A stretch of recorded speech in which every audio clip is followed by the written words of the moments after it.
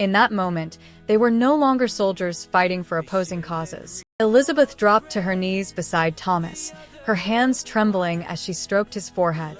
Tears streamed down her face as she whispered words of comfort, words she had longed to say in all the months of separation. Samuel, equally overcome, knelt beside Benjamin, clasping his son's hand in his own. He had spent so many nights worrying over Benjamin's safety, praying for his return. Now that he was here, wounded but alive, Samuel felt a profound sense of relief and sorrow wash over him. Benjamin, Thomas, Samuel whispered, his voice choked with emotion. You're both here. You're alive. The brothers, too, could hardly speak. Benjamin's voice cracked as he spoke, his words heavy with exhaustion. I'm sorry, Pa. I didn't know how much it would hurt, how much this would cost. Thomas's eyes filled with tears as he looked at his brother. I didn't know either, Ben. I didn't know. In that moment, they were no longer soldiers fighting for opposing causes.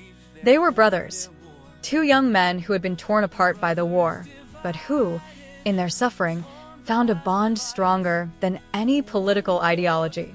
Samuel and Elizabeth looked at their sons, and the weight of their grief began to lift, replaced by a quiet understanding. The war had stolen so much from them, but in that painful reunion, they had regained something far more precious, the love that had once united them. As they sat beside their sons, holding them close, Samuel and Elizabeth finally understood the true cost of the war.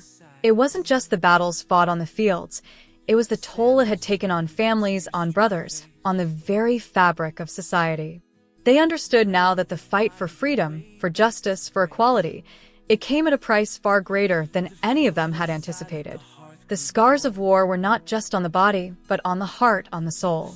And yet, in that painful moment, love and compassion triumphed over all. Division that had once seemed so insurmountable between their sons and their country now faded into the background.